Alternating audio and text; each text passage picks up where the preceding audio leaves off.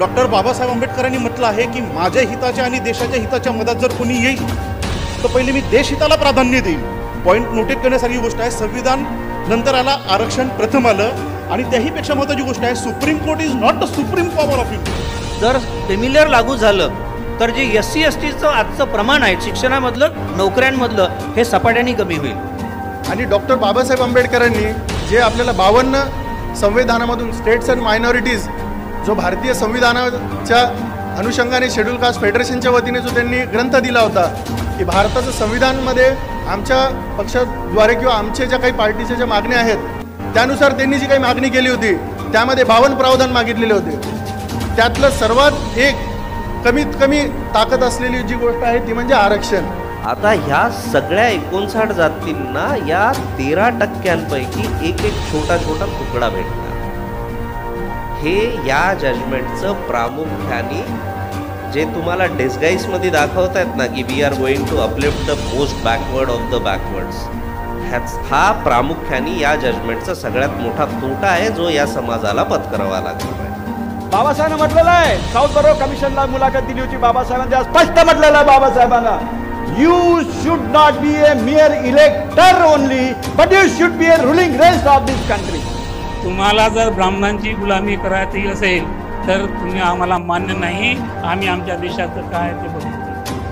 त्यानंतर पुणे करार झाला. म्हणून या पुणे कराराच्या दिवसापासून आम्हाला लोकांना सांगायचं आहे की आरक्षण नाही तुमच्या बापाचं त्यांचं.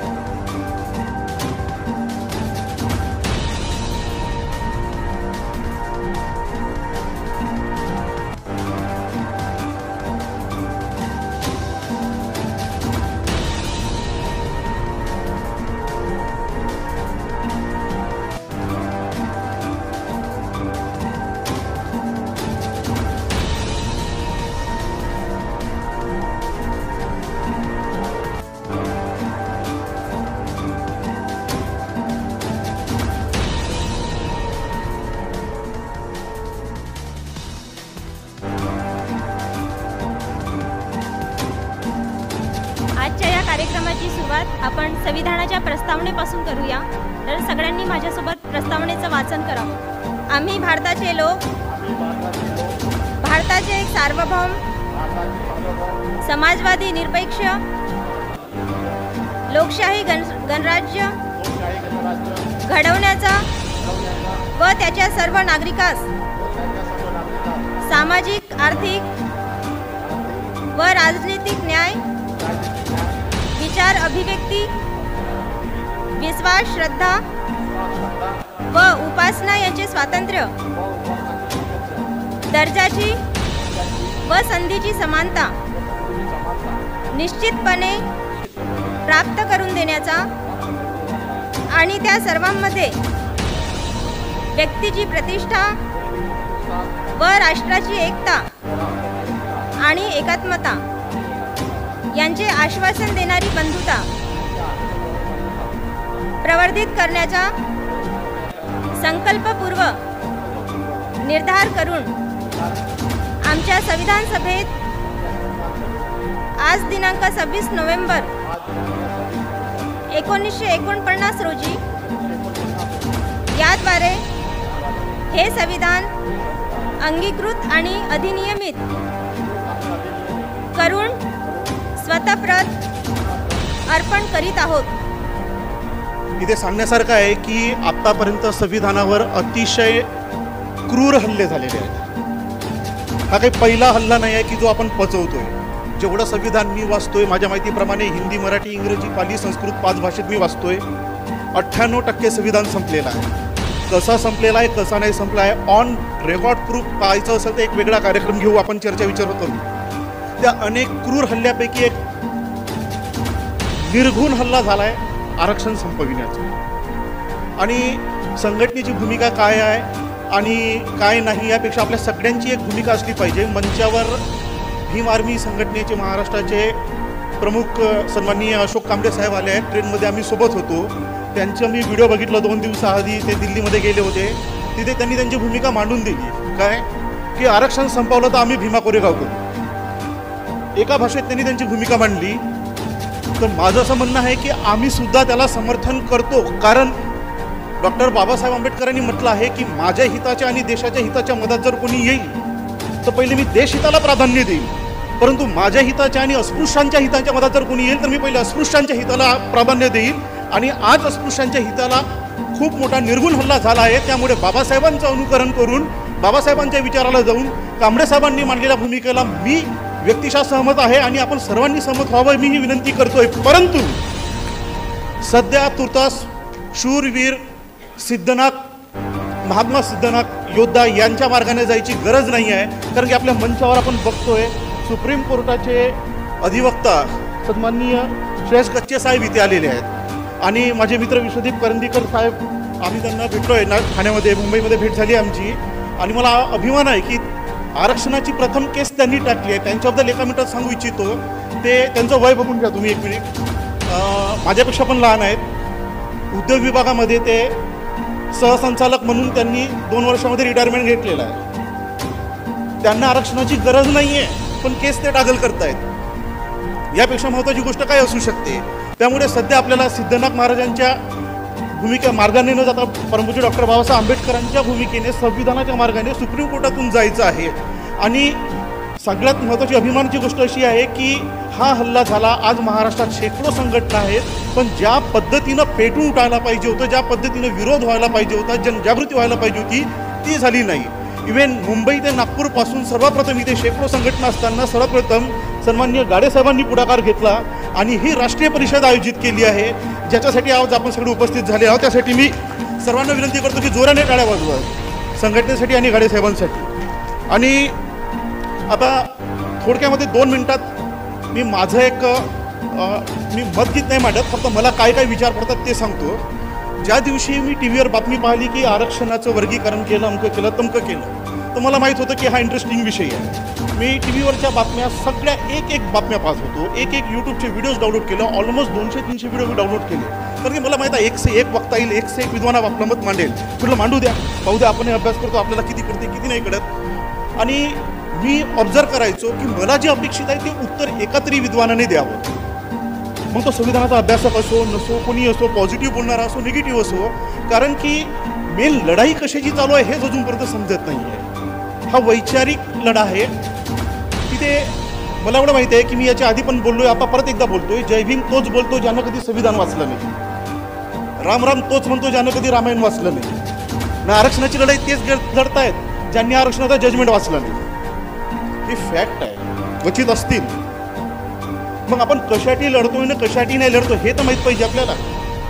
जजमेंटमध्ये काय 556 पानाचा जजमेंट दिलेला आहे आणि शेवटच्या 2 ओळीमध्ये संपवून टाकलेला आहे. शेवटच्या 2 पॅरेग्राफमध्ये काय संपवायचं. पण त्याच्यामध्ये एक बारीक गोष्ट मला घेण्यासारखी वाटली. कोणती? जे आजपर्यंत एकही वक्ता देश पातळीवर, राष्ट्र पातळीवर जे नमूद करू शकला नाही. कोणती? सुप्रीम कोर्टानं म्हटलंय. त्या भूमिकेच्या आधी आणखी एक गोष्ट सांगतो. सध्या चेस बुद्धिबळामध्ये गेम कसे खेळतायत. कालपर्यंत कार्यपालिकेमध्ये आपल्या समाजाचे नमुने बसवले जायचे, छोट्या कवितांचे विदूषक करायचे. आता न्यायपालिकेमध्ये सुद्धा असे चित्र दिसत आहे की काय असं हसायला लागलं, दिसायला लागलं. पण ते विदूषकी प्रकार नाही आहे, तो अत्यंत जालिम प्रकार आहे.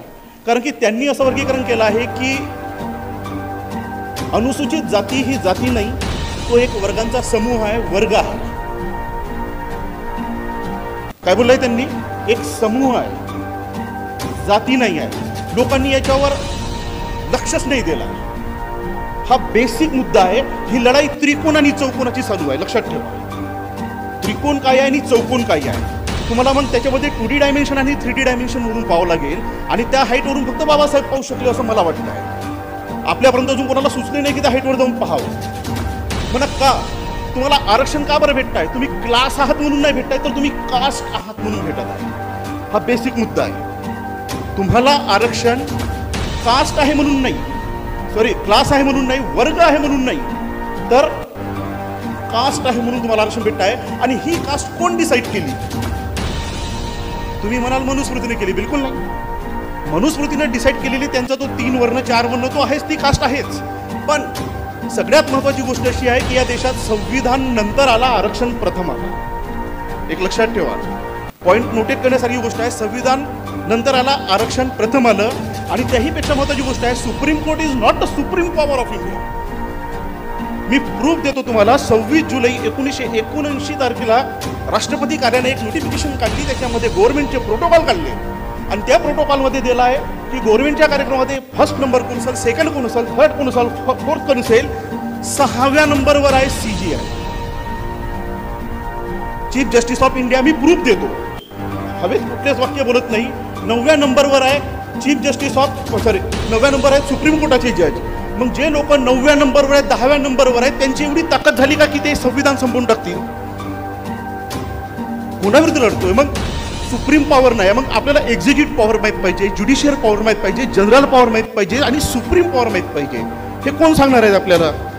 म्हणजे सांगण्यात तात्पर्य असं आहे की आपण कास्ट आहोत म्हणून आपल्याला आरक्षण भेटलं आहे, क्लास आहोत म्हणून नाही. कास्ट कोण डिसाईड केली? यासाठी थोडं इतिहासात जावं लागेल. आपल्याला 1901चा ॲक्ट पाहावं लागेल, 1909चा ॲक्ट वाचावं लागेल, 1919चा बेसिक आणि 1935चा त्याच्यामध्ये पहिल्यांदा आपल्याला आरक्षण दिल्यात गेलेलं आहे. आणि 1927-28ला एक कमिटी बसवण्यात आली होती. जेव्हा सायमन कमिशन जेव्हा आलं होतं, त्या सायमन कमिशनच्या अंडरमध्ये एक कमिटी बसवली, सर OHB स्टार्ट.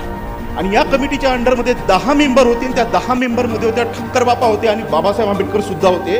त्या कमिटीने डिसाईड केलं कास्ट कोण असेल. तो कास्ट असेल तो अनटचेबिलिटीच्या बेसवर असेल, इकॉनॉमिक बेसवर असेल, सोशल बेसवर असेल, एज्युकेशनल बेसवर असेल, की नोशन अनटचेबिलिटीच्या बेसवर असेल, की लिटरल अनटचेबिलिटीच्या बेसवर असेल, असे वर्ग केले आहेत. त्यामुळे आम्हाला क्लास जेव्हा अभ्यास करतो तर ऑपरेस्ड क्लास म्हणजे काय समजून घ्यावं लागेल, डिप्रेस्ड क्लास म्हणजे काय समजून घ्यावं लागेल, सप्रेस्ड क्लास म्हणजे काय समजून घ्यावं लागेल, बॅकवर्ड क्लास म्हणजे काय ते समजून घ्यावं लागेल. कोणीच विचार करत नाही. याच्या व्याख्या केलेल्या आहेत. त्यावेळी ते अधिकारी बसले, त्या कमिटी बसले, त्या कमिटीने ते व्याख्या तयार केलेले आहेत. हे रेकॉर्ड आमच्यापर्यंत पोहोचू दिले नाही. लक्षात येत आहे का? आणि जोपर्यंत हे क्लासचे आणि कास्टचे रेकॉर्ड आपल्या हातात येत नाही तोपर्यंत सुप्रीम कोर्टानं केलेला तर्क किती रास्त आहे आणि अरास्त आहे हे आपण सुप्रीम कोर्टामध्ये मांडू शकत नाही. आणि यासाठी आपल्या तज्ज्ञ लोकांनी एकत्र येऊन एक चर्चा करायला पाहिजे आणि यातून मार्ग काढायला पाहिजे. तो कसा काढायचा आपण पुढच्या सत्रात ठरवू. कार्यक्रमाला सुरुवात करतो. आदरणीय राष्ट्रीय महासचिव संयुक्त राष्ट्र मोर्चा माननीय ओबीसी नेते ॲडव्होकेट प्राध्यापक रमेश पिसे सरांना विनंती करताना आपलं थोडक्यात मनोगत व्यक्त करावं, कारण वेळ खूप होत चाललेला आहे. की ही जी काही सध्याची बदलती परिस्थिती आहे, ही बदलती परिस्थिती यापुढे अधिक पुन्हा किचकट होत जाणार आहे आणि ती किचकट होत जावी हाच सध्याच्या केंद्रातल्या सरकारचा आणि राज्यातल्या सरकारचा एकमेव हेतू आहे. अन्यथा काही कारण नसताना जो सुप्रीम कोर्टाचा 1 ऑगस्टचा जो निर्णय आहे आणि जे सुप्रीम कोर्टाच्या ज्युरिडिक्शनमध्ये येत नाहीत, जो विषयच नव्हता, त्या विषयावर सुप्रीम कोर्टाने दिलेलं आपलं मत आणि केलेलं भाष्य that is very very objectionable. आणि सुप्रीम कोर्टाने दिलेल्या त्या निर्णयावर कुठलंही भाष्य करणं म्हणजे कंटेम्प्ट ऑफ कोर्ट आहे. या सदराखाली जर आम्हाला जर भ्रमिष्ट केल्या जात असेल तर आपण जर कंटेम्प्ट ऑफ कोर्टबद्दल जर बोलत असाल तर what about the contempt of constitution? कारण कॉन्स्टिट्यूशन पहिले आहे, त्यानंतर कोर्ट आलेला आहे. त्याच्यामुळं कोर्टाच्या न्यायाधीशाचा कोर्टाचा अवमान होतं. या सदराखाली कोणीही भाष्य करू नये. हा जो काही छुपा दडलक जो आहे तो तो अतिशय घातक आहे। 1 ऑगस्ट 2024च्या सुप्रीम कोर्टाच्या निर्णयानंतर सगळ्यात पहिले जर प्रतिक्रिया जर कोणी दिली असेल तर राष्ट्रीय संयुक्त मोर्चाच्या माध्यमातून, ओबीसी जनमोर्चाच्या माध्यमातून, संविधान परिवाराच्या माध्यमातून, कास्टाईफ संघटनेच्या माध्यमातून 7 ऑगस्ट 2024ला ज्यावेळेस आदरणीय बबनराव तायवाडे साहेब अमृतसरला ओबीसी महासंघाचं अधिवेशन सुरू होतं, त्याच वेळेस आम्ही जंतर मंतरला धरणे आंदोलन दिलं आणि 8 तारखेला राष्ट्रीय तेली समाज महासंघ, राष्ट्रीय संयुक्त मोर्चा, संविधान परिवार या माध्यमातून आम्ही 2 अधिवेशनं घेतली डॉक्टर बाबासाहेब आंबेडकर सभागृह जे पहाडगंज पोलीस स्टेशनच्या मागे आहेत। विषय हाच होता आणि विशेष म्हणजे त्याच्यामध्ये चंद्रशेखर आझाद साहेब हे आवर्जून आले होते आणि ज्या पद्धतीने त्यांनी या सगळ्या गोष्टीची चिरफाड केली आणि त्याचं विश्लेषण केलं ते अतिशय उल्लेखनीय आणि ते अभ्यासपूर्ण होतं। म्हणजे सुप्रीम कोर्ट आता हे आम्हाला सांगतायत की फर्स्ट जनरेशननीच फक्त बेनिफिशरीज व्हावं। दुसरी गोष्ट पुन्हा ते मोठ्या आवडीने सांगतायत की इथेही ओबीसी प्रमाणे SC ST प्रवर्गालाही क्रिमिलियरची अट लावण्यात यावी। आणि तिसरी महत्त्वाची गोष्ट ही आहे की जी पहिली जनरेशन आहे त्या पहिल्या जनरेशननीच बेनिफिट घ्यायचा, त्याच्यानंतर क्रिमिलियरची अट राहील आणि 50%ची कॅप कुठल्याही प्रमाणात हटल्या जाणार नाही, तिथल्या तिथेच तुम्हाला हे सगळं ॲडजस्ट करावं लागेल। आता जेव्हा क्रिमिलियरची अट आदरणीय तायवाडे साहेब आणि आमचे चंद्रलाल मेश्राम साहेब न्यायमूर्ती आहेत आणि दोघेही मागासवर्ग आयोगाचे सदस्य होते, जबाबदार मंडळी आहेत। आदरणीय तायवाडे साहेब हे महाज्योतीचे पण संचालक राहिलेले होते। अशा परिस्थितीमध्ये जेव्हा क्रिमिलियरची अट सर आपल्याला नव्हती तर त्यावेळेस आपलं ओबीसीचं शिक्षणामधलं, नोकऱ्यामधलं प्रमाण जे आहेत, पर्सेंटेज आहेत हे जवळपास 12.5% होतं। पण जेव्हा क्रिमिलियरची अट लागली तर त्यावेळेस ते पर्सेंटेज जे आहेत हे 12.5 वरून 4.5% आलं। This will happen with SC and ST if the creamy layer strategy takes place. जर क्रिमिलियर लागू झालं तर जे SC STचं आजचं प्रमाण आहे शिक्षणामधलं, नोकऱ्यांमधलं हे सपाट्याने कमी होईल, म्हणून ते घातक आहे। आणि जर क्लासिफिकेशन करणं जर असेल, हा एक महत्त्वाचा मुद्दा आहे, तर मग ते क्लासिफिकेशन हे सगळ्यांमध्येच व्हायला पाहिजेत, सवर्णांमध्ये व्हायला पाहिजेत। जर तुम्हाला या देशामध्ये जात व्यवस्था, वर्ण व्यवस्था निर्माण करताना जर कुठल्याही प्रकारची तुम्हाला लाज शरम वाटली नाहीत, मेंटेन करण्यामध्ये जर तुम्हाला जर इंटरेस्ट आहे, तर मग आरक्षण संपवण्याचा हा चंग बांधणं हे सरळ सरळ फार मोठं षडयंत्र आहे। जोपर्यंत या देशामध्ये जातव्यवस्था आहेत, वर्णव्यवस्था आहेत आणि जोपर्यंत ती नष्ट होणार नाहीत, नष्ट करण्याचं काम कोणाचं आहे? शासनाचं, प्रशासनाचं आहे। आणि जोपर्यंत शासन प्रशासन ते कुणाचंही असेल, आधी कुणाचं होतं, आता कुणाचं आहे, नरेंद्र मोदी साहेब काय बोलतात, अमित शहाजी काय बोलतात, JP नड्डा काय बोलतात, किंवा त्यानंतर इथे भागवत काय बोलतात आणि राहुल गांधी काय बोलतात, याच्याशी आम्हाला काहीही घेणं देणं नाही। आणि जर तुम्हाला वाटतं किंवा आम्ही फक्त पहिले जनरेशनचे बेनिफिशरीज आहोत, पुढच्या जनरेशननी त्याग करावा, तर राजकारणामध्ये जी माणसं वर्षानुवर्षे पिढ्यानपिढ्या, जनरेशन टू जनरेशन, कुणी लोकसभेवर आहेत, राज्यसभेवर आहेत, विधानसभेवर आहेत, विधान परिषदेमध्ये आहेत, तुम्हीच मंत्री, तुमचाच परिवार मंत्री आणि पुढेही तेच होईल, तर पहिले तुम्ही त्याग करा। जर करायचं असेल तर पहिले तुम्ही तो त्याग करा। जब तक आप ये त्याग नहीं करोगे, आपके घर के लोग, हस्बैंड भी रहेगा, वाइफ भी रहेंगी, लड़का भी रहेगा, आने वाले आपके नाती पोती भी रहेंगे और हमको कहेंगे कि बेन रमेश पिसे जी आप अभी क्लास 1 ऑफिसर थे, अभी आपका लड़का नहीं बनेगा, पोता तो बनेगा ही नहीं, you have to sacrifice for the sake of other downtrodden and वंचित पीपल। म्हणजे आम्ही वंचित आहोत हे वारंवार तुम्ही आम्हाला सांगून इतर वंचित घटकाला आम्हाला अपलिफ्ट करायचं आहे या नावाखाली जो चंद्रशेखर साहब ने जिस बात के ऊपर काफ़ी सटीक अंदाज में बात रखी वो मैं रखता हूँ, क्योंकि उनका इंटरव्यू जो हुआ वो बहुत मायने रखता है। उनके साथ में मैंने भी बहुत शेयर किया है, करीबन पौन घंटा। अगर आपको 5 जजेस का ये जजमेंट है तो ये 5 जजेस में है कौन? एक भी तो हमारा कोई ओबीसी का बंदा नहीं है, ऑल आर सवर्ण पीपल।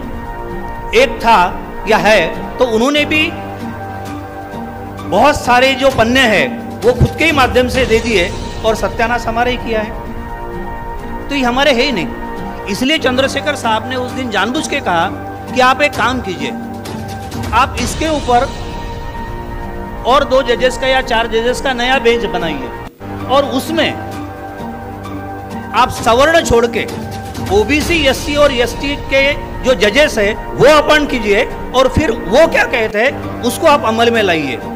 क्योंकि इंदिरा साहनी का जजमेंट ये 9 बेंच का था। 9 बेंच के जजमेंट को अगर कोई कम बेंच वाला जजमेंट देता है तो वो कैसे एक्सेप्टेबल होगा, वो हो ही नहीं सकता। और जो जरूरत सुप्रीम कोर्ट करने की क्षमता नहीं रखता है, that power rest only in the hands of parliament end respected president of India, वो अधिकार आपने स्टेट गवर्नमेंट को कैसे दिए? धन्यवाद सर। यानंतर आदरणीय मान्य विश्वदीपजी करंजीकर सर यांना विनंती करतो, त्यांनी सुद्धा आपलं थोडक्यात मनोगत करावं अशी विनंती करतो। मित्रांनो, भारत देशामध्ये आज काय परिस्थिती आहे? बेरोजगारीची काय परिस्थिती आहे? 10% बेरोजगारी आहे। GDPची काय परिस्थिती आहे? म्हणायला 6.5-7% म्हणतात। लोणचं घालणाऱ्या त्या मावशी ज्यांना लोकलमध्ये कोणी उभं नीट करत नाही, अशा अर्थमंत्री म्हणतात की 6.5 ते 7% आहे, पण वास्तविक बघितलं तर 4 ते 4.5% आहे। त्याचबरोबर महागाईचा दर काय आहे? 7% महागाई आहे।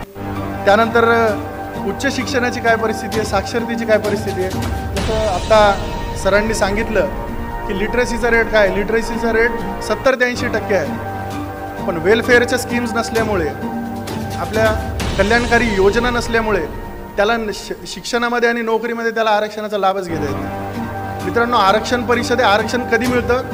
जेव्हा तो कल्याणकारी योजनांचा लाभार्थी असतो। कल्याणकारी योजनांचा लाभार्थी झाल्याच्या नंतर त्याला आरक्षण घेता येतं। आणि आज जे उठून आरक्षण मागतायत त्यांना कल्याणकारी योजना आणि आरक्षणातला मुळात फरकच कळलेला नाही। ज्याला राशन पाहिजे तो म्हणतो राशन पाहिजे, तर राशनसाठी मला आरक्षण पाहिजे, म्हणजे मुळात त्याची लढाई राशनची आहे। त्याला कल्याणकारी योजना देण्याची गरज आहे, तर तो आरक्षण मागतोय। इतकी आपल्याकडे बौद्धिक दिवाळखोरीची आज 2024 मध्ये परिस्थिती निर्माण झालेली आहे। तर मित्र हो, अशी ही परिस्थिती आहे। FDI फॉरेन डायरेक्ट इन्व्हेस्टमेंटची परिस्थिती काय आहे? 60 to 70 बिलियन डॉलर्सची आपल्याकडे इन्व्हेस्टमेंट येते, पण मग आपण मागतोय आरक्षण। आरक्षणासाठी आपण भांडतोय। खाजगी क्षेत्रामध्ये आरक्षण आहे का? आपल्याला त्याचा काय फायदा आहे? 0। मग जर आपल्याला त्याचा काही फायदा होत नाही आहे तर FDIचं आपण काय लोणचं घालायचं काय? झालंय काय? खाजगीकरण, जागतिकीकरण आणि उदारीकरण या तिन्ही गोष्टींमुळे ज्या आपल्या पूर्ण नोकऱ्या संपलेल्या आहेत। मुळामध्ये सरकारी क्षेत्र आहे 15%, त्यामध्ये डायरेक्ट रिक्रुटमेंट आहे 13 ते 14%ची। त्याच्यामध्ये ओपन कॅटेगरीमुळे आपलं खूप नुकसान झालेलं आहे। जे 50% ओपन कॅटेगरीला भेटतं ना, आता EWSमुळे पण खूप नुकसान झालं आहे। यांच्यामुळे आम्हाला नोकऱ्या भेटत नाहीत। 13%मध्ये, 60%मध्ये, 27%मध्ये आपलं काय होणार आहे? मलेशिया देशामध्ये जर तुम्ही बघितलं, आपल्यावर ब्रिटिशांनी राज्य केलं म्हणतो आपण, बरोबर आहे? तर ब्रिटिशांनी जगभरामध्ये ज्या ज्या देशांवर राज्य केलंय त्या देशांना आपण सरळसोटपणे आपण काय म्हणतो? Commonwealth countries. ज्या ज्या देशांवर ब्रिटिशांनी राज्य केलंय ते देश सोडून जात असताना त्यांनी तिथल्या संपत्तीचं पुनर्वाटप केलेलं आहे। तुम्ही हाँगकाँग बघितलं असेल, इतर देश बघितले असतील, तर त्या देशामधून त्यांनी जात असताना तिथल्या नैसर्गिक साधन संपत्तीचं म्हणजे लँड रिसोर्सेसचं, वॉटर रिसोर्सेसचं आणि वेल्थ क्रिएटिंग ॲसेट्सचं त्यांनी तिथले रिडिस्ट्रीब्युशन केलेलं आहे। परंतु भारतामधून जात असताना एक मोहन गांधी नावाचा व्यक्ती, जवाहर नेहरू नावाचा एक व्यक्ती आणि त्याचे जे काही बगलबच्चे होते काँग्रेसवाले, त्या सगळ्यांनी डॉक्टर बाबासाहेब आंबेडकर आपल्या तिसऱ्या जे स्वातंत्र्याची हक्कदार पार्टी होती, अस्पृश्य, त्यांच्या वाट्याला लँड रिसोर्सेस येऊ दिले नाही। व्हेरॅज पाकिस्तानला 3 लाख स्क्वेअर किलोमीटरचा प्रदेश मिळाला। अस्पृश्यांना काय मिळालं? ओबीसीजला काय मिळालं? मायनॉरिटीजला काय मिळालं? काहीच नाही। पाकिस्तानला काय काय मिळालं? वॉटर रिसोर्सेसमध्ये काय मिळालं? झेलम, रावी, चिनाब, सतलज, ब्रह्मपुत्र नदीचं पाणी मिळालं. अस्पृश्यांना काय मिळालं? मायनॉरिटीजला काय मिळालं? ओबीसीजला काय मिळालं? मी तुम्हाला विचारते, काय मिळालं तुम्हाला? वेल्थ क्रिएटिंग ॲसेट्स, ज्याला आपण म्हणतो की ज्या उद्योगाच्या किंवा ज्या वस्तूच्या आधारावर आपण उद्योग निर्माण करू शकतो, ज्याच्यावरनं पैसे कमवण्याची संधी निर्माण होत असते, असा कोणता उद्योग तुमच्या हवाले इथे करून गेलेला आहे कोणी? किंवा भारत स्वतंत्र झाला त्यानंतर तुमच्यासाठी कोण देऊन गेले का? दुर्दैवाने आज डॉक्टर बाबासाहेब आंबेडकरांचं जे आयुष्य आहे ते अजून थोडंसं आपल्याला लाभलं असतं, त्यांचं मार्गदर्शन, त्यांची चळवळ लाभली असती तर कदाचित चित्र अजून वेगळं असतं. परंतु डॉक्टर बाबासाहेब आंबेडकरांनी जेव्हा क्रिप्स कमिशन येऊन गेलं आणि लॉर्ड माउंटबॅटन यांनी सांगितलं 8 ऑक्टोबर 1942ला सांगितलं, आम्ही भारतातून जात असताना की इथल्या संसाधनांचं आम्ही समन्यायी पुनर्वाटप करून जाऊ.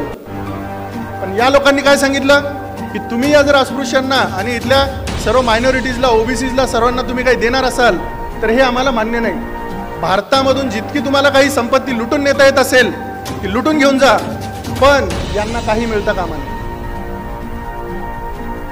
तर मित्र हो, तुम्ही जर आज विचार करत असाल तर 32,87,263 स्क्वेअर किलोमीटरच्या भारतामध्ये तुमच्या हक्काची जमीन कुठं आहे? तुमच्या हक्काचं पाणी कुठं आहे? कॅनलचं, नदीचं पाणी कोणाला भेटतं?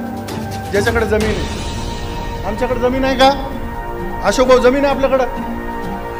काय आपल्याकडं? काहीच नाही.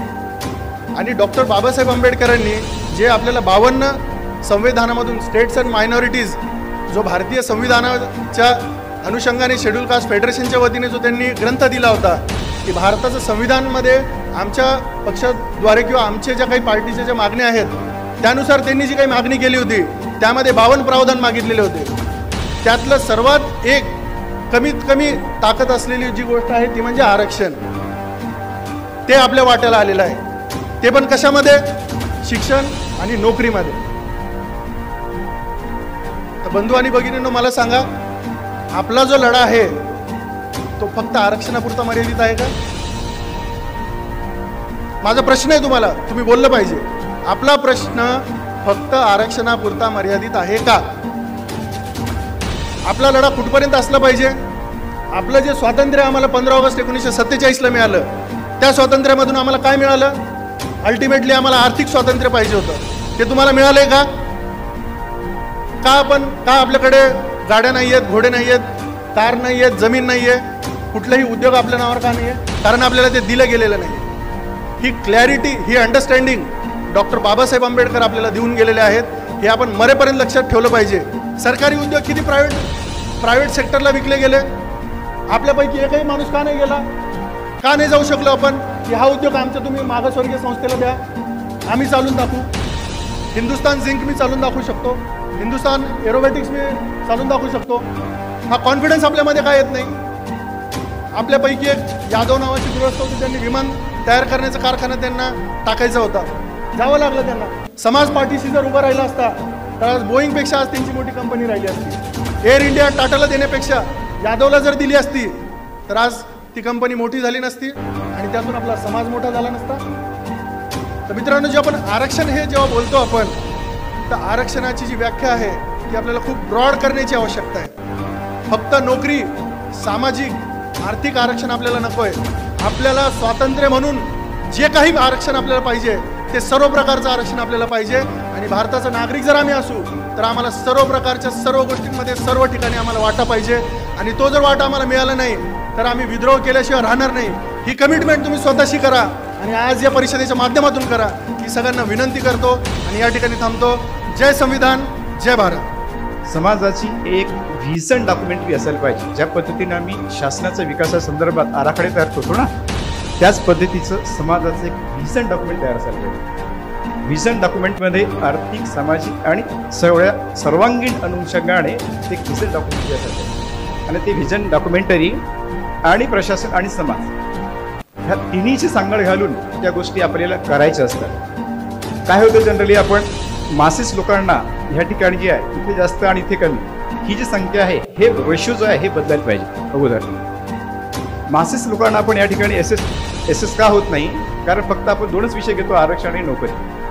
बाकीच्या विषयावरती आमचं बोलणं, भाषण किंवा परखड मत मांडणं हे फार कमी प्रमाणात होत आहे. आरक्षणाच्या अनुषंगाने विविध मतांतरे आहेत. रिझर्वेशन प्रमोशन संदर्भात त्यांनी काही खूप मेहनत घेतलेली आहे. तर मला एक सगळ्या संघटनांना एक माझं एक नम्रपणे निवेदन आहे, कारण जे काही आपण सरकारच्या वतीनं सरकारच्या विरोधात करत असतो, सरकारला ह्या गोष्टी बेसिक गोष्टी प्रशासन म्हणून आम्हाला काही माहिती असतात, तर त्याचा अनुभवाचा फायदा त्या पिटिशनमध्ये काही गोष्टीमध्ये करेक्शन्स करता येईल काय, आणि करेक्शन्स करताना ती जर ह्या गोष्टी आमच्या थ्रू जर गेल्या, किंवा मी असेल किंवा माझ्याबरोबरचे जे काही आमचे सहकारी काम करणारे असतील त्यांच्या थ्रू जर गेल्या, तर त्याच्यात लॅकुनाच काय आहेत आणि त्याच्यात काय निर्णय होऊ शकते आणि काय होऊ शकत नाही याबद्दल बरीचशी माहिती जी आहे पण त्याच्यात इनपुट म्हणून देऊ शकतो. नाही ठीक आहे, डायरेक्ट नंबर नाही, मला त्याच्यात काय माहिती की पिटिशनमध्ये आपण सुप्रीम कोर्टाने काय सांगितलेलं आहे आपल्याला, बरोबर आहे का नाही, आणि आपण काय मागतो आहोत आणि काउंटर इफेक्ट त्याचे रिझनिंग काय दिलेले आहेत, what are the reasons are there. जे उदाहरणार्थ काय सांगितलं माहिती आहे का, एका पिढीवर दुसऱ्या एका पिढीला आरक्षण संपले पाहिजे. उदाहरण सांगतो तुम्हाला, तर मी पहिली पिढी आहे माझी, माझ्या समाजातील मी पहिला व्यक्ती आहे की सर आहेत आमचे किशोर गजबिये सर, त्यांच्यासोबत मी काम केलं आहे.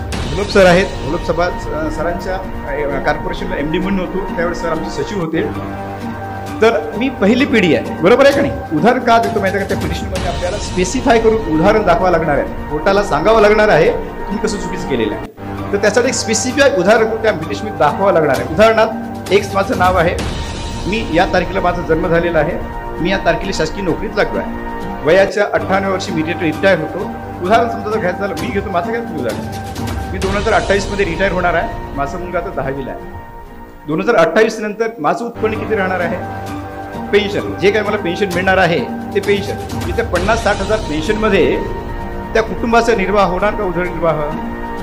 मी जर त्या उच्च प्रतीमध्ये आलो, शासनाचे जॉईंट सेक्रेटरी म्हणून निवृत्त झालो मी, तर त्या व्यक्तीला त्या आरक्षणाचा माझ्या पिढीला फायदा होतो काय, हा साधा प्रश्न आहे. त्या ठिकाणी त्याचं इंटरप्रिटेशन जे आहे, इंटरप्रिटेशन हे आपल्या पिटिशनमध्ये उदाहरण दाखल द्यावं लागणार आहे त्या ठिकाणी. कारण अशा पद्धतीचे उदाहरण जनरली वकील देत नाही किंवा त्या पिटिशनचा भाग नाही असं समजलं जातं, परंतु तसं नाही मित्रांनो.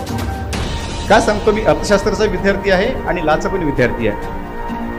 शासनानं काही ठिकाणी सुरुवातीला पोस्टिंग बाजूला दिल्यामुळे माझं LLB LLM इन कॉन्स्टिट्यूशन झालेलं आहे, म्हणून पिटिशन दाखल करताना ह्या बाबीची दखल घ्यावी असं मला वाटते. एकदा जर बघितलं तर त्याच्यात हे उदाहरण देता येईल. राहिला प्रश्न मंत्रालय स्तरावरती ह्या ज्या काही संघटना आहेत आपल्या, सोशल जस्टिस डिपार्टमेंट, OBCD ह्या सर्व डिपार्टमेंट्स आहेत, ह्या डिपार्टमेंट्सला आपलं एक पिटिशन म्हणजे सुप्रीम कोर्टाने जे निर्णय दिलेले आहेत ते निर्णयाची अंमलबजावणी कशी करू नये याचं एक पिटिशन, याचं एक निवेदन हे जे आहे आपल्याला सगळ्यांनी मिळून द्यायचं आहे. निवेदन दिल्यानंतर त्याच्यानंतर प्रोसेस सुरू होणार त्याच्यावरती, त्या प्रोसेसचं फॉलोअप जे आहे दॅट इज इम्पॉर्टंट आहे. हे जे संघटना काय होते माहिती आहे का मित्रांनो, मंत्रालयामध्ये मंत्रालय इज अ हब, मंत्रालय हे सत्तेचं केंद्र आहे आणि सत्तेच्या केंद्रावरती ज्या पद्धतीचं प्रेशर पाहिजे आहे, काय प्रेशर गट करून त्याच्यावर ते गट जे आहे ते प्रेशराईज मंत्रालय कधीच होत नाही.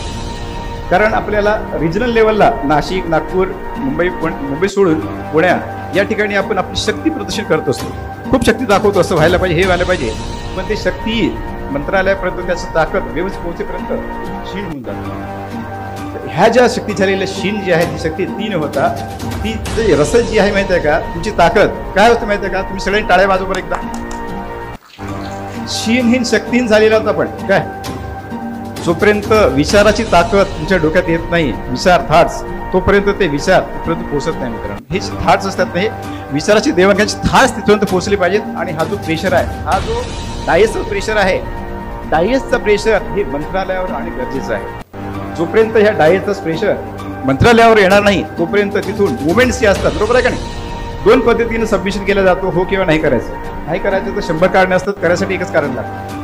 फक्त ह्या कारणामुळे ही पद्धतीत आरक्षण असेल किंवा कुठल्याही एखाद्या समाजाला बेनिफिट द्यायचं असेल, कसं नाही द्यायचं हे 100% करता येतो, नाही द्यायचं म्हणून. पण देत असताना त्याचा पाठपुरावा करणे, त्याच्यासाठी चांगली विचाराची मानसिकता असलेले अधिकारी आणि संगत, सगळ्यांची संगत लागणार आहे, तरच ह्या गोष्टी होणार आहे. कारण काय होणार माहिती आहे, परिषद घेऊ, सुप्रीम कोर्टात काहीतरी पिटिशन टाकू, पण याचा कॅबिनेट निर्णय कोण घेईल.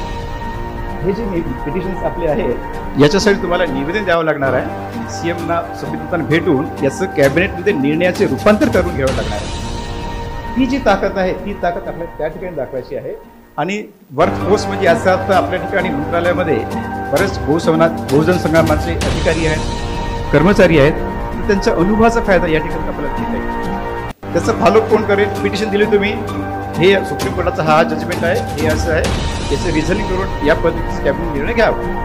तर त्याचं ज्यावेळेस फॉलोअप करण्यासाठी आपण जातो त्याची मांडणी जी आहे 3 डिपार्टमेंट त्याचं विभागणी होईल त्या ठिकाणी. एक ओबीसी डिपार्टमेंट एक फाईल जाईल, एक सामान्य प्रशासन विभागाला फाईल जाईल, एक आदिवासी विभागाला फाईल जाईल आणि प्रत्येक डिपार्टमेंटची ओपिनियन त्या ठिकाणी वेगवेगळे राहतील. हे सगळ्यांचं झाल्यानंतर ते कॅबिनेटला जाणार आहे. त्याचा जो प्रेशर आहे तो प्रेशराची एक स्ट्रॅटेजी आपल्याला करावं लागणार आहे. आणि ती स्ट्रॅटेजी आहे त्या परिषदेच्या वतीने मी सगळ्यांना विनंती करतोय की ती एक स्ट्रॅटेजी आपण फॉर्म करावी. एक लाईन ऑफ ॲक्शन जी आहे किती पद करायचं आहे आणि तो प्रेशर जो आहे प्रेशर ग्रुप त्या ठिकाणी आपल्याला पाठवलं ते करावं लागणार आहे. यानंतर सन्माननीय ॲडव्होकेट शरद गच्चे साहेब, अधिवक्ता सुप्रीम कोर्ट, मी थोडक्यात 30 सेकंदामध्ये त्यांचा परिचय देतो. शरद गच्चे साहेब सुप्रीम कोर्टात वकिली करतात. पदोन्नती आरक्षणाबाबत कास्टाई महासंघाच्या 2 याचिका त्यांनी दाखल केलेल्या आहेत. अरुण गाडे साहेब यांच्या पुढाकाराने 1 ऑगस्टच्या सुप्रीम कोर्टाच्या निर्णयाविरोधात यांनी सुद्धा याचिका दायर केलेली आहे. मी आदरणीय ॲडव्होकेट शरद गच्चे साहेबांना विनंती करतो त्यांनी आपलं मनोगत व्यक्त करावं. शरद गच्चे साहेब. Now, 1st of August 2024, the Supreme Court gave a very strange decision. 6:1 च्या रेशोने सुप्रीम कोर्टाच्या एका 7 जजेसच्या बेंचनी EV चिन्नैयाचं 2004चं आलेलं जजमेंट त्यांनी ओव्हरटर्न केलं. मित्रांनो, 2 जजमेंट आहेत ह्याच्यामध्ये. जर आपण प्रामुख्याने पाहायला गेलं तर प्रायमरीली EV चिन्नैया आणि 1976चं NM Thomas versus state of Kerala, हे दोन्हीही 5 जजेस बेंचचे जे जजमेंट्स होते, हे 2 जजमेंट्स इथे प्रामुख्याने ओव्हरटर्न झालेले आहेत. NM Thomas, why I am emphasizing on NM Thomas is NM Thomas was the first judgment wherein the Honorable Supreme Court had held that entire scheduled caste, the list of the President's list, that entire scheduled caste constitutes one homogeneous group. आणि ह्या जे judgement आलेलं आहे कालचं देवेंद्र सिंगचं, state of Punjab versus Devendra सिंगचं, त्यात chief justice आणि अजून 2-3 न्यायमूर्तींचं प्रामुख्यानं एक त्यांची होल्डिंग अशी आलेली आहे की दिस entire group is not at all a homogeneous group and this is a heterogeneous group, which is shocking to everyone, says even to the might be to some judges' conscience also, wherein Justice Bela Trivedi has dissented in her judgment as well. Now, coming to the second thing, now the repercussions of this judgment. ह्या जजमेंट्सचे repercussion कसे होणार आहेत जर आपण प्रामुख्याने पाहायला गेलं. For example, ठीक आहे, जर 13% आरक्षण एंटायर सब SC कॅटेगरीसाठी, ठीक आहे, तर प्रत्येका कॅटेगरीला इरेस्पेक्टिव्ह ऑफ देअर पॉप्युलेशन ते त्यात सगळ्या 13% पार्टिसिपेट करत. आता सब कॅटेगरायझेशनचा बॉल यांनी टाकलेला आहे स्टेटच्या कोर्टमध्ये. स्टेट, ठीक आहे, स्टेटला त्यांनी बंधनकारक ठेवलं आहे की इम्पेरिकल डेटा द्या, कोणाचं रिप्रेझेंटेशन किती आहे त्याच्यानंतर तुम्ही द्या.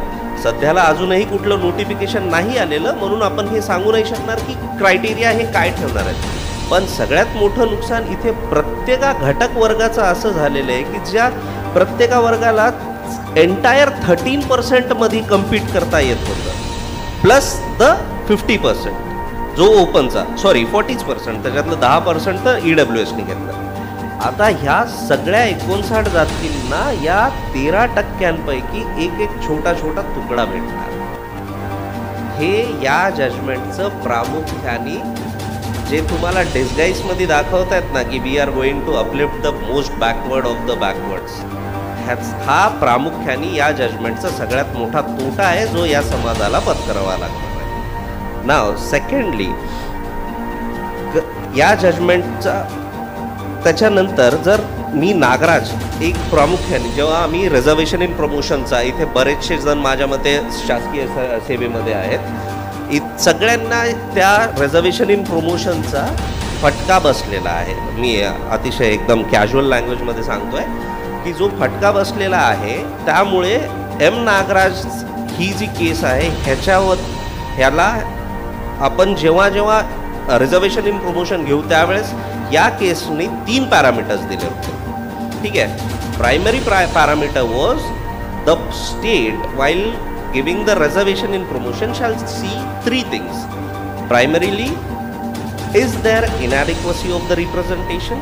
Secondly, data regarding will their inclusion in the higher post lead to inefficiency or disturb the overall efficiency? And third one was the data with respect to are they really backward or not?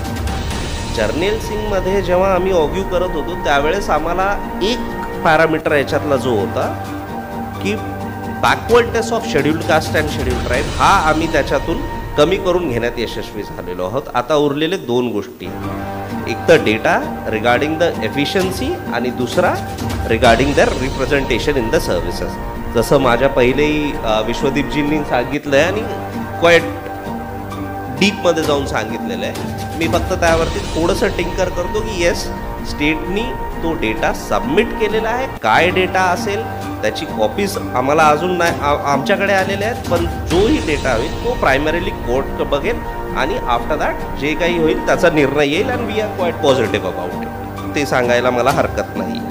हे वर्गीकरणाचं आणि क्रिमिनलचं जे judgement आलं ते अत्यंत serious आहे.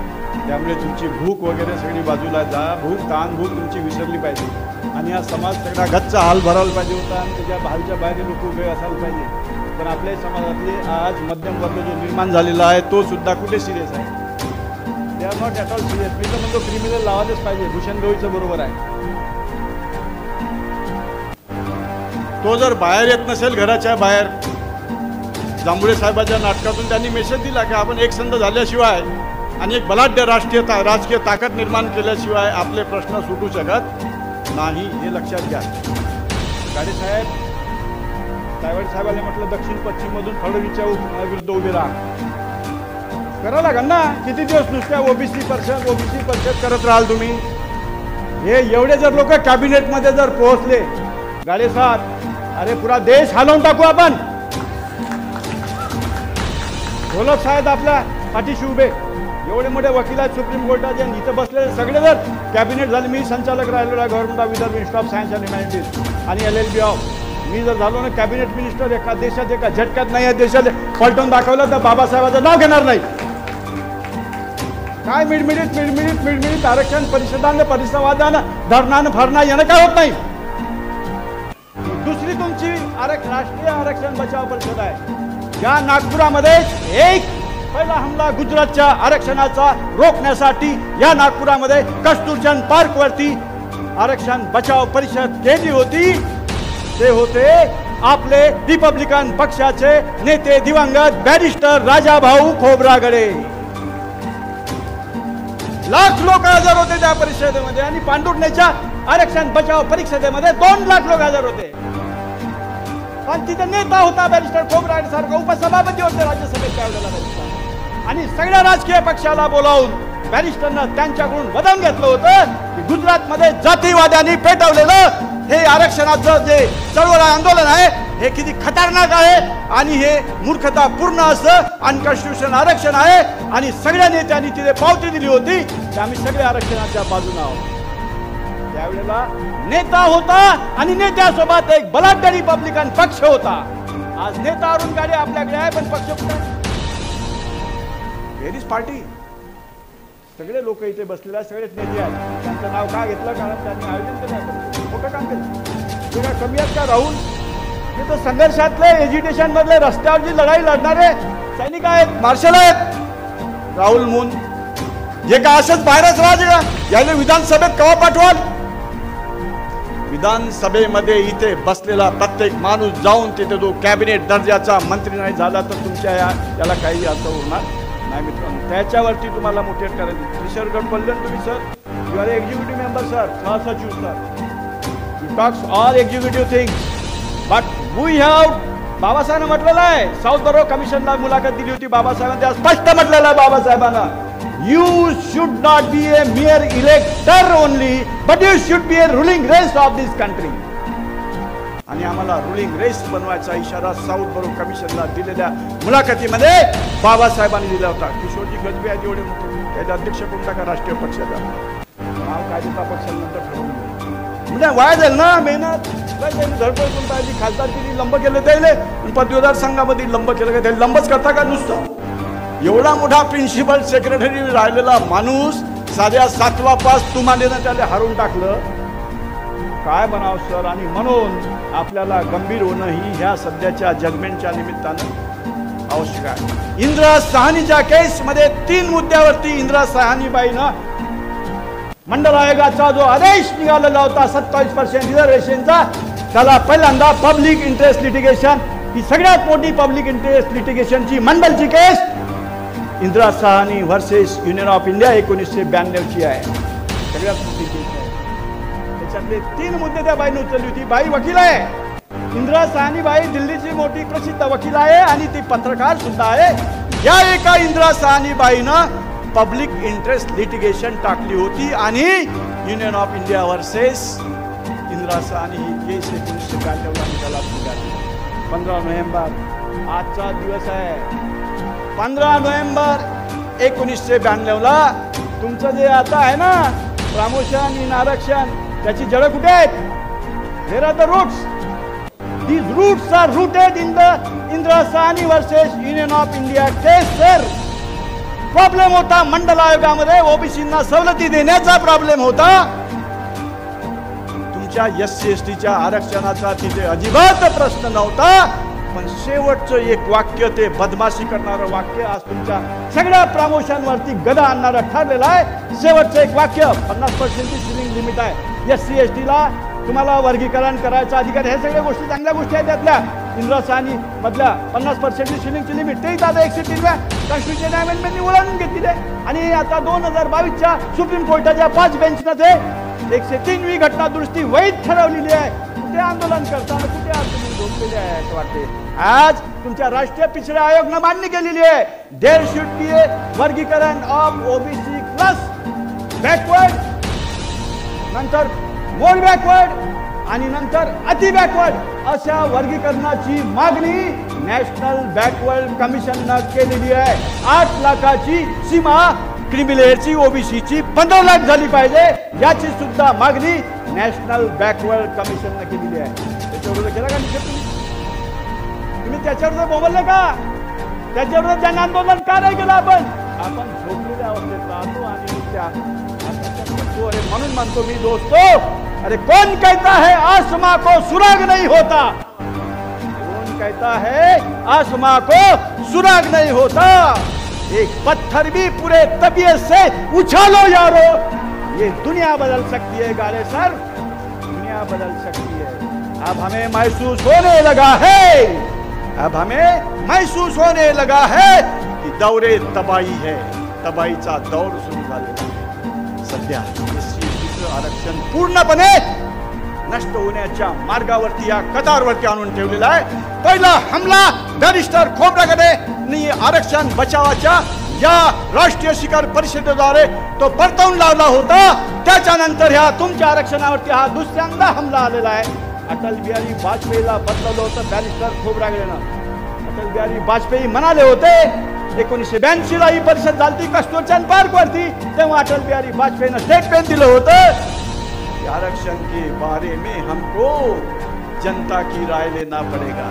हा मोठा गोलमाल विद्वान होता, हा हरिशेठचा मोठा विद्वान पंडित होता. तेव्हा त्याचा समाचार बॅरिस्टरने घेतला, याची कामाचा समाचार बॅरिस्टरने घेतला. मोरारजी देसाई गुजरातचा मुख्यमंत्री त्यावेळेला होता, पण मोरारजी चुप्पी साधून होता. या आरक्षण आंदोलनाला त्याचं समर्थन होतं. त्या मोरारजी देसाई, यशवी कामत या सगळ्या लोकांना उत्तर देऊन बॅरिस्टर खोब्रागडेने त्यांचं मतपरिवर्तन केलं होतं आणि आम्ही आरक्षणाच्या बाजूने आहोत हे त्यांच्याकडून वदवून घेतलं होतं.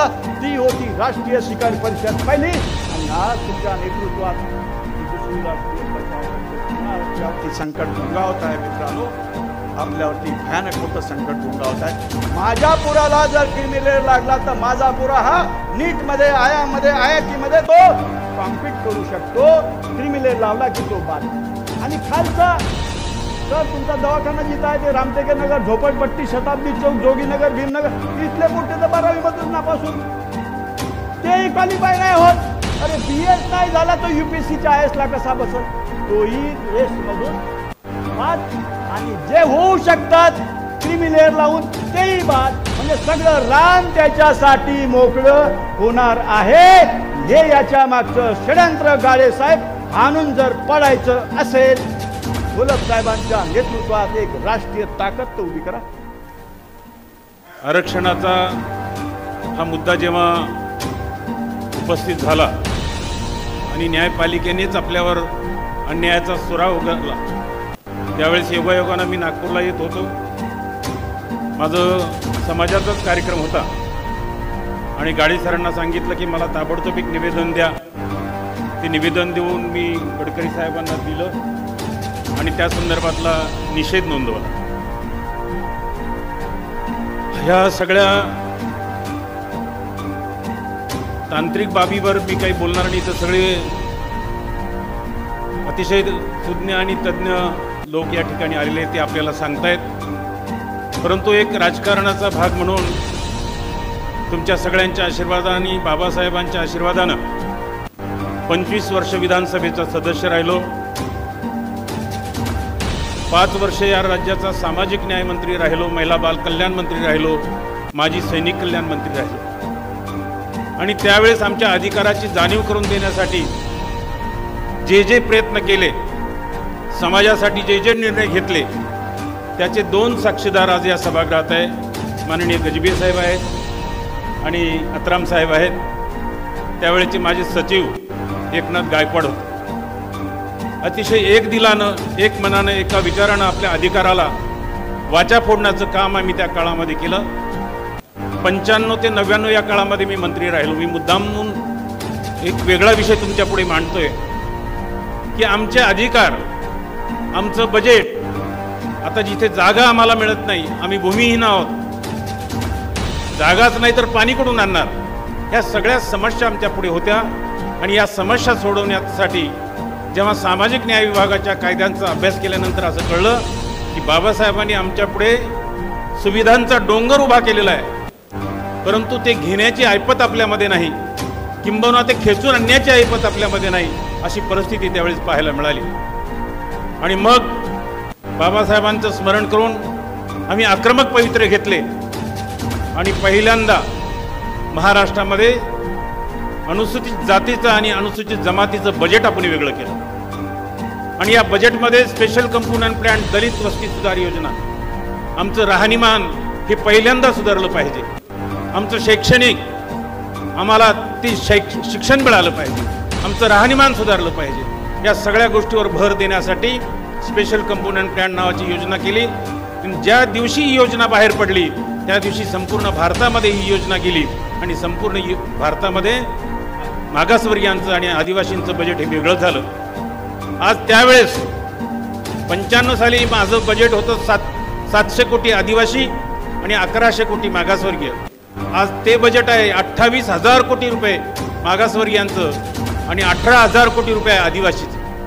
एवढं मोठं बजेट असताना सुद्धा आज आपल्याला अनवाणी राहिल्यासारखं वाटतंय, आपल्याला काही मिळालं नाही असं वाटतंय. आणि म्हणून त्यावेळेस आम्ही अनेक योजना राबवल्या. मागासवर्गीयांचा एकही कारखाना मला कधी पाहायला मिळाला नाही. मी स्वतःचं समाज कल्याणच्या मार्फत समाज कल्याण सहकार मंत्रालय सुरू केलं. बँकेकडे जायचं नाही, कुणाकडे 1 रुपया पाहायचा नाही, संस्था उभी करायची आपल्या लोकांनी. 5% संस्थेने आपला सहभाग द्यायचा. 5% म्हणजे त्यांनी फक्त जमीन आणायची आणि त्या जमिनीवर 95% सहभाग हा समाज कल्याणचा असायचा. भाग भांडवल समाज कल्याणचं, कर्ज समाज कल्याणचं, शेअर्स भांडवल समाज कल्याणचं, अशा पद्धतीचे 1000 कारखाने आम्ही मागासवर्गीयांचे उभे केले आणि कुठंतरी त्याला एकदम म्हणजे उद्योजकता बनवलं. बाबासाहेब म्हणायचे की गाव सोडा, शहराकडे या, स्वतः स्वयंरोजगार निर्माण करा, गुलामी करण्यापेक्षा स्वतःचे रोजगार देणारे बना. अशा प्रकारच्या अनेक योजना, एज्युकेशनच्या योजना घेतल्या. मागासवर्गीयांच्या आश्रमशाळा नव्हत्या, सगळ्या समाजाच्या आश्रमशाळा आहे. भटक्या विमुक्तांच्या आश्रमशाळा, आदिवासीच्या आश्रमशाळा, परंतु मागासवर्गीयांच्या आश्रमशाळा नव्हत्या. मागासवर्गीयांच्या आश्रमशाळा सुरू केल्या. आमचा जो समाज गरीब आहे त्या समाजाला पहिलीला मुलगा आणून टाकलं तर 10वीपर्यंत 1 रुपया आईबापाला खर्च नाही.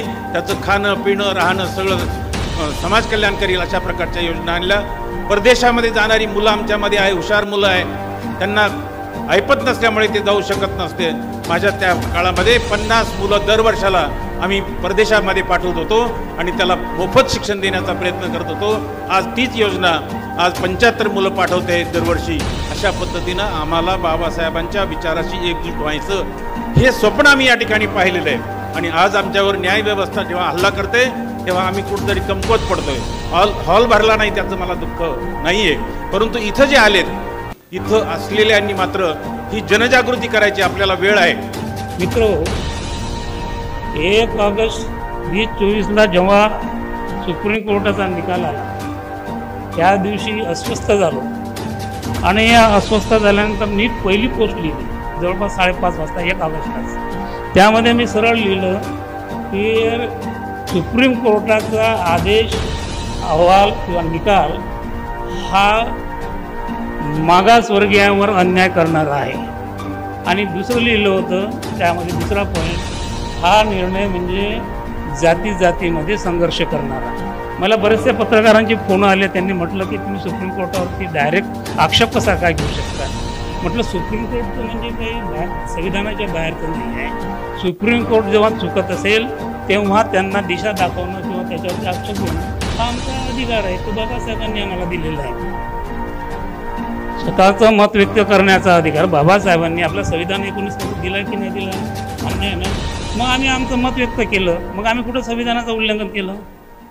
म्हणून पहिलं झाल्याबरोबर त्या दिवसानंतर आम्ही दुसऱ्या दिवशी बैठक घेतली आणि ठरवलं की हल्लाबोल करेंगे. आम्ही जंतर मंतरला आंदोलन केलं आणि बऱ्याचशा मागासवर्गीय खासदारांना निवेदन सुद्धा दिलं.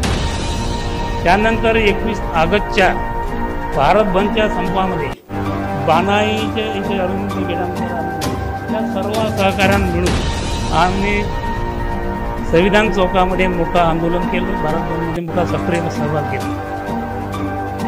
आणि आजचं हे दुसरं एक आहे की राष्ट्रीय परिषद आपण करीत आहोत. तिसरा आमचा हे ठरलेला आहे, आम्ही आजच्या या परिषदेनंतर जे 24 सप्टेंबर आपल्याला माहीत असेल पुणे करार, त्या पुणे कराराच्या दिवसापासून आपण सुरुवात करत आहे.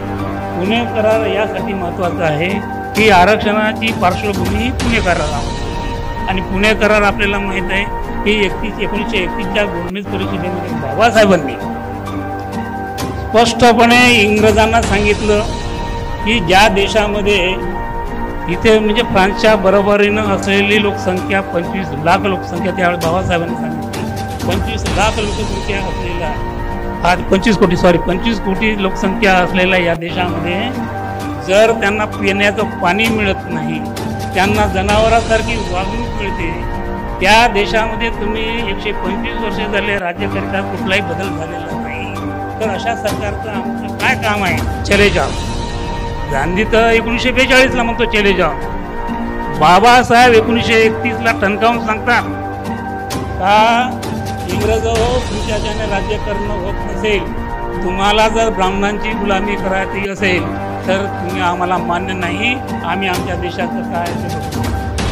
त्यानंतर पुणे करार झाला. म्हणून या पुणे कराराच्या दिवसापासून आम्हाला लोकांना सांगायचं आहे की आरक्षण नाही तुमच्या बापाचं, हे आमच्या हक्काचं आमच्या बापाने आम्हाला तयार करून दिलेलं आहे संविधानाच्या माध्यमातून. आणि म्हणून बाबासाहेबांनी ज्यावेळेस संविधानाच्या अगोदर बाबासाहेबांनी भूविर्द शूद्रात ग्रंथ लिहिला होता, त्यामध्ये त्यांनी नमूद केलं की इथला ओबीसी, बाबासाहेबांनी 340 कलम जे लिहिलं, इथला ओबीसी हा मूळ उद्दिष्ट आहे. आणि बाबासाहेबांच्या विचारावरचा जो पगडा होता तो बुद्धाचा होता आणि म्हणून ओरिजिनल बुद्धिस्ट ओबीसी त्यांच्यासाठी त्यांनी पहिल्यांदा तरतूद केली.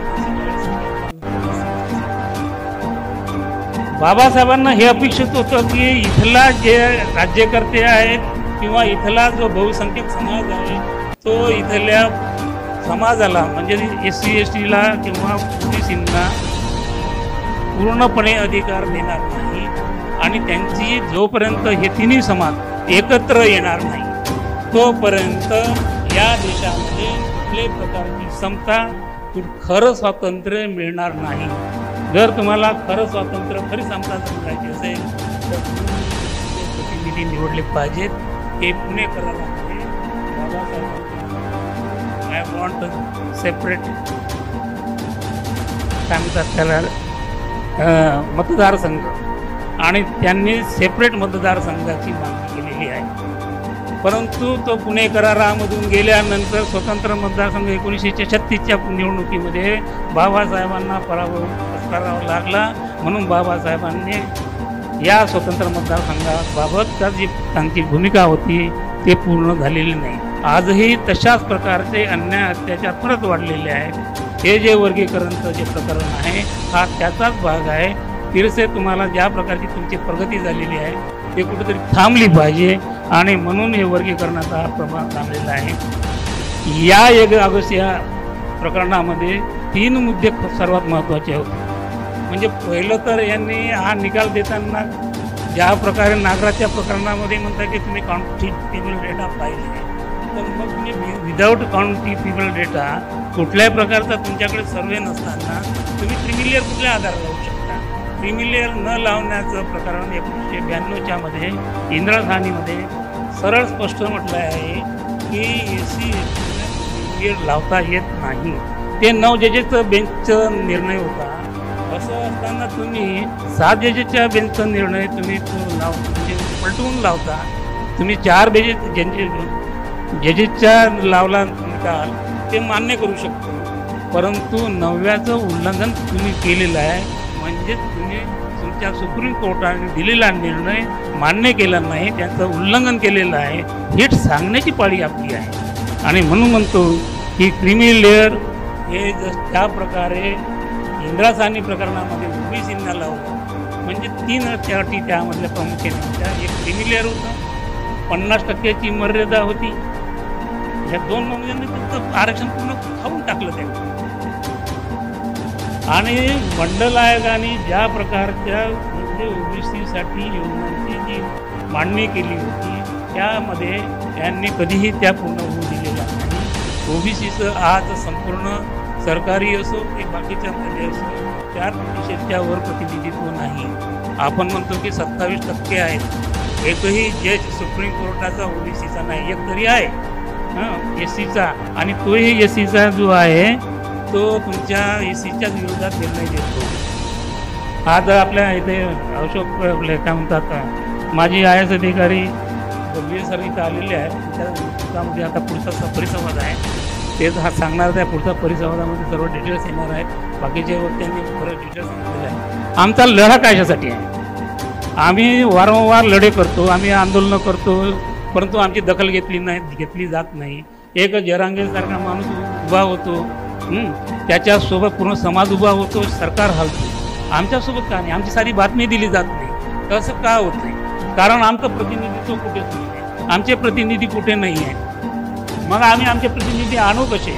आमचे जे राजकीय पक्ष होते ज्यांना आम्ही आमचं जोडतं म्हणायला पाहिजे ते राजकीय पक्ष सौदेबाजी करतात आणि आपल्या समाजाला उघडं करतात. म्हणून आता हे कुठंतरी थांबलं पाहिजे. हे थांबायचं असेल तर आपल्याला संघटित झालं पाहिजे. ओके सरांनी ज्या प्रकारे सांगितलेलं आहे की आता वेळ आलेली आहे. घोलप साहेब बिलकुल त्या दिवशी ज्याचा पहिला निकाल आला त्या दिवशी म्हटले गाडे साहेब म्हणे हा निकाल आता काय करायचं. अरे सर म्हटलं आपण सब साथ में हो नाही. आणि त्यांनी आज कालही आले ते एका शब्दावरती ते काल इथं आलेले आहेत. हम अभी जुड़ रहे हैं. हम सारे के सारे जो जुड़ रहे हैं वो इसी बबनराव तायवाडे सर पूर्ण भारतभर त्यांचं नेटवर्क आहे. घोलप सरांचं पूर्ण भारतभर नेटवर्क आहे.